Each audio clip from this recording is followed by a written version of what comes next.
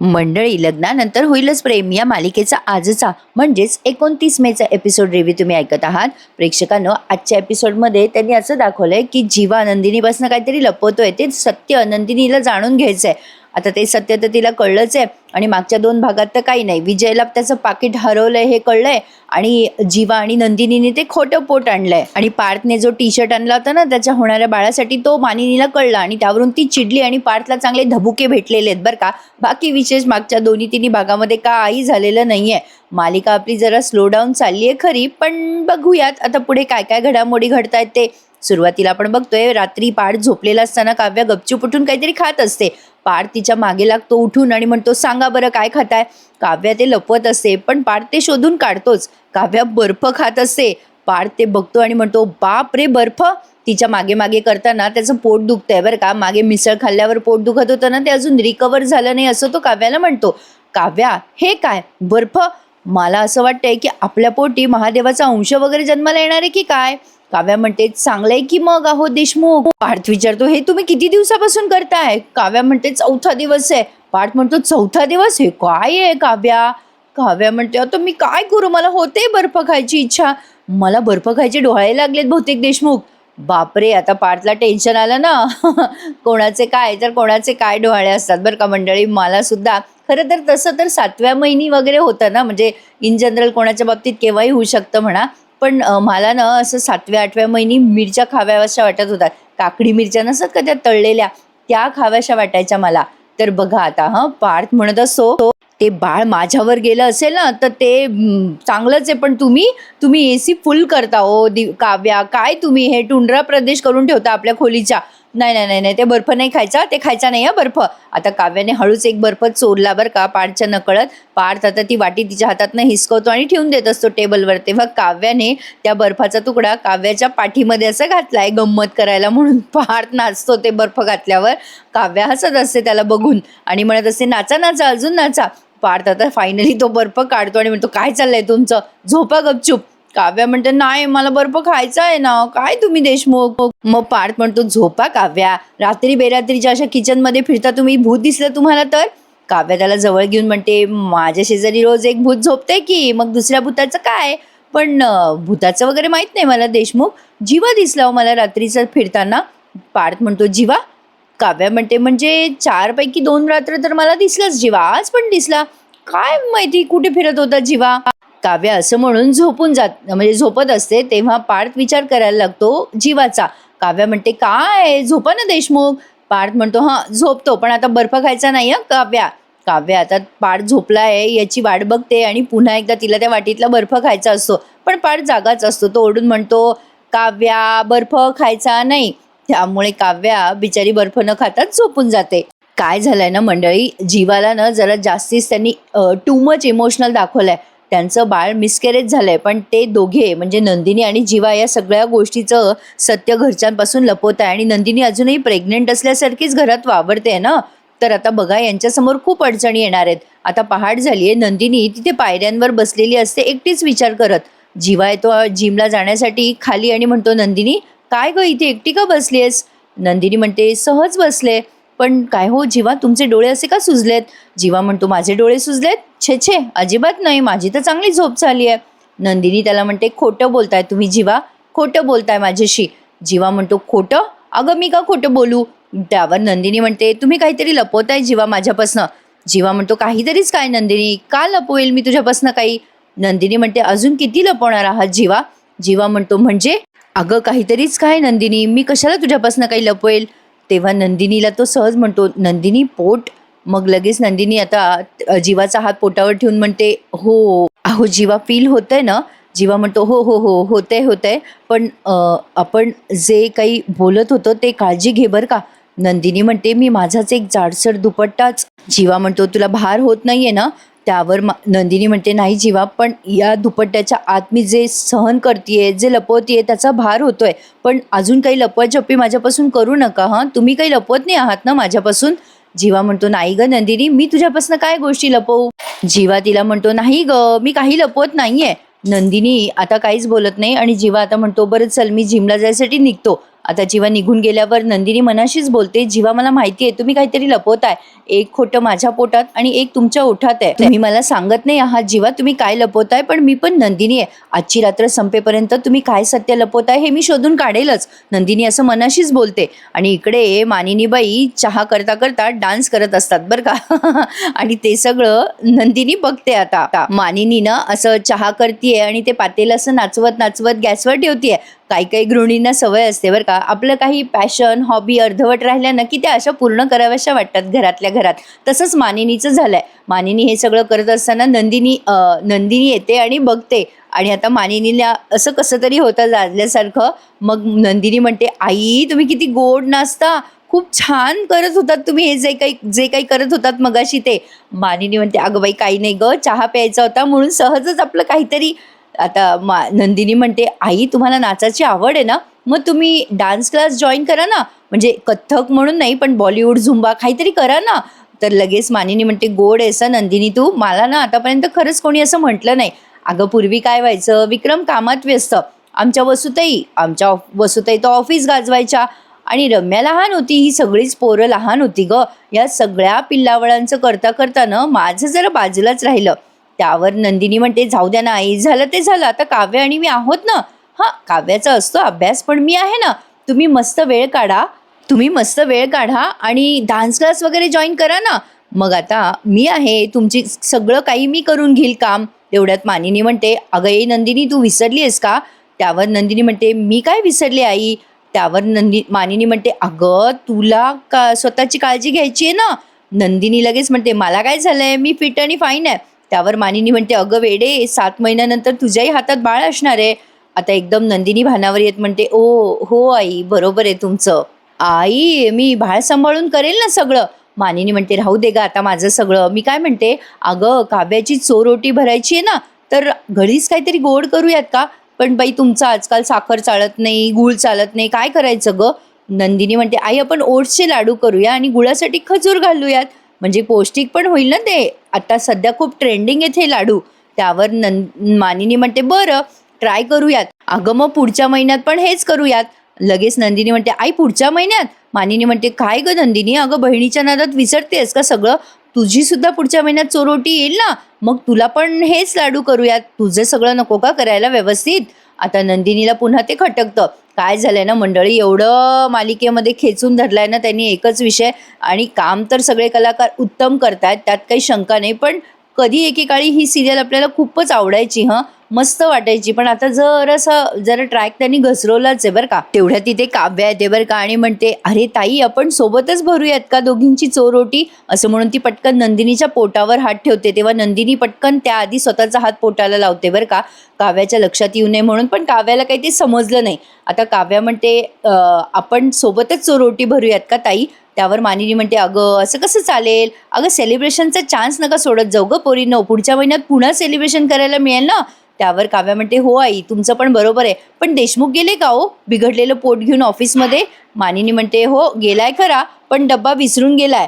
मग आता काव्या म्हणते, काय देशमुख पण ना, आई तुम्ही डबा भरा, मी नेते देशमुखांना डबा. आता या दोघी बोलत असतात तेव्हा नंदिनीची तंद्री लागलेली असते. मग या दोघी पण बघायला लागतात तिच्याकडे. आता काव्या म्हणते, ताई तू कुठे हरवली आहेस. नंदिनी म्हणते, अगं कुठे काय. काव्या म्हणते, ऑल ओके ना ताई. बरं चल मी ना आता जाऊन येते, देशमुखांना डब्बा देऊन येते. मानिनी म्हणते, तुला चहा कॉफी देऊ का काव्या. काव्या म्हणते, नको आई मला काही नको आहे, येते मी. असं म्हणून आता काव्या निघून जाते बरं का, डब्बा न्यायचा आहे तिला पार्थला. मग आता ही नंदिनी मानिनीला विचारते, आई तुम्हाला काहीतरी विचारायचं होतं, आपल्या आशाताई घर नीट पुसतात ना, आपल्या घरात धूळ भरलेली जागा नेमकी कुठे. त्यावर आता मानिनी म्हणते, अगं बाई कुठे दिसली तुला धूळ, मी आशाला ओरडते, सांग बरं. लगेच नंदिनी म्हणते, आई तसं नाही, जीवांच्या पायाला धूळ लागलेली असते आणि बेडशीट खराब होतं ना म्हणून विचारलं. मानिनी म्हणते, अगं मग त्यालाच विचार ना कुठे जातो, कुठे काय करतो. मग आशाला ओरडते मी. चल ये बरं नंदिनी, बाहेर बसूयात गप्पा मारत. असं म्हणून मानिनी बाहेर निघून जाते. इकडे आपल्या काव्या मॅडम डब्बा घेऊन पोहोचल्यात ऑफिसमध्ये आणि आल्या आल्या पिऊन दादांना विचारतात, कसे आहात तुम्ही काका. ते काका म्हणतात, मी मजेत आहे मॅडम, तुम्ही कशा आहात. काव्या म्हणते, मी मस्त. तुमचे सर कुठे गेलेत, त्यांचा डब्बा विसरला ना घरी. त्यावर ते काका म्हणतात, अरे काव्या मॅडम, पार्थ साहेब तर आजकाल बाहेरचं खायला लागलेत. काव्याला एकदम कसं तरी होतं त्यांच्या या वाक्यावर. मग ते काव्या विचारते, कुठे गेलेत पण तुमचे साहेब? त्यावर आता लगेच हे पिऊन दादा म्हणतात, काय आहे ना, पार्थ साहेबांनी सगळ्यांसाठी ऑफिसच्या फोनवर हे लोकेशन पाठवलं होतं बघा. त्या काकांनी काव्याला लोकेशन दाखवलं फोनमध्ये आणि काव्याला कळतं की पार्थ कुठल्या रेस्टॉरंटमध्ये गेलाय ते. आणि काव्या आता त्याचा पाठलाग करते. तिथे दिव्याचा वाढदिवस असतो बरं का मंडळी, आणि पार्थ त्या दिव्याला स्वतःच्या हाताने केक खाऊ घालतो. ते काव्या बघते आणि त्यावरनं आता या दोघांमध्ये पुन्हा भांडणं होणार आहेत.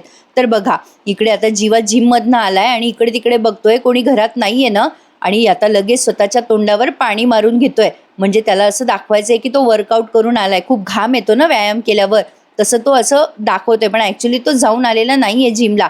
तो कुठे गेलाय याचंही उत्तर तुम्हाला थोड्याच वेळात कळेलच. जीवा इकडे तिकडे बघतो आणि स्वतःच्या तोंडावर पाणी मारून घेतो. तेवढ्यात तिथे नंदिनी येते आणि म्हणते, जीवा आलात का वर्कआउट करून? जीवा म्हणतो, अगं मग हे काय, तुला दिसत नाहीये का किती घाम आलाय मला?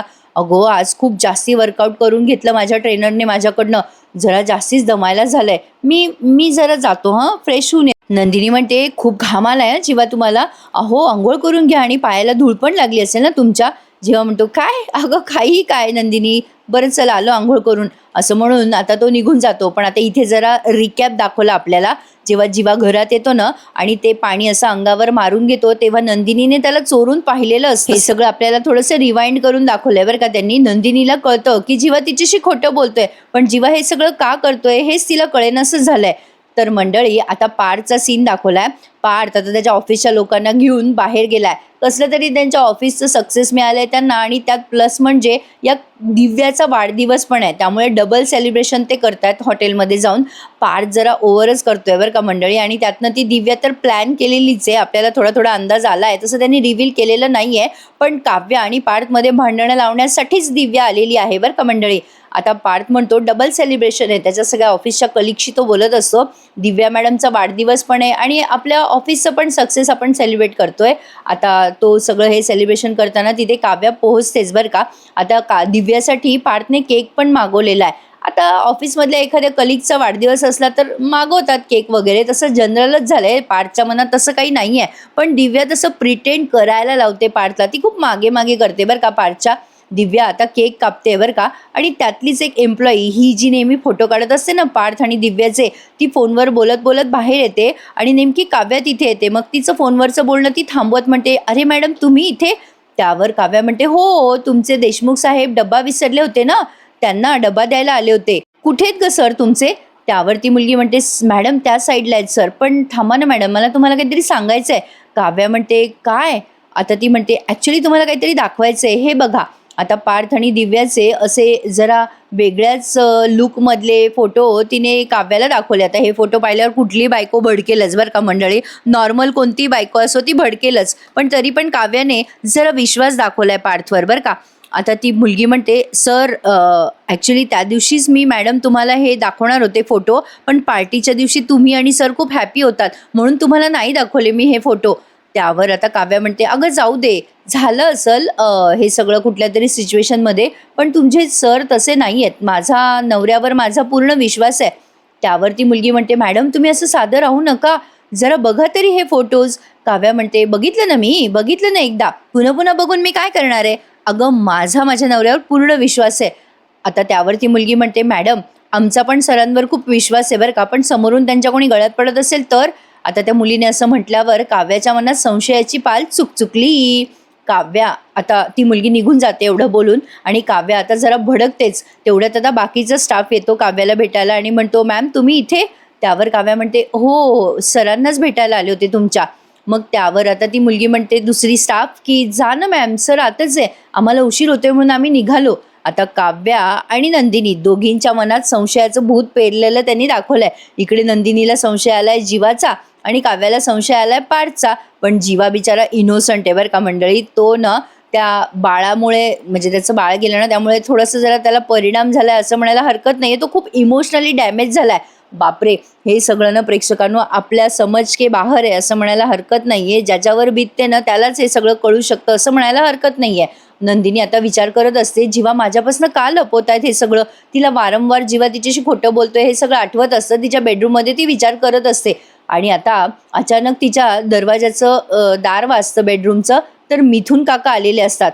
नंदिनी विचारच करत असते की जीवा माझ्यापासून का लपवताय, कशासाठी लपवतायत, किती प्रश्न विचारले मी त्यांना, त्यांनी उत्तरच दिली नाहीये, मला शोधावं नंदिनी असा विचार करते आणि करते आणि तिच्या हातात 2 घुंगरू असतात बरं का. आता ते घुंगरू ती हातात घेते आणि विचार करते की मला रात्री जाग येण्यासाठी हा उपाय नक्की वर्क करेल. आणि तिने ना त्या बेडरूमच्या दरवाजाच्या कडीला ते घुंगरू बांधलेत, म्हणजे जेव्हा जेव्हा रात्री घराच्या रूमच्या बाहेर जाईल ना तेव्हा ते घुंगरू वाजतील आणि हिला जाग येईल.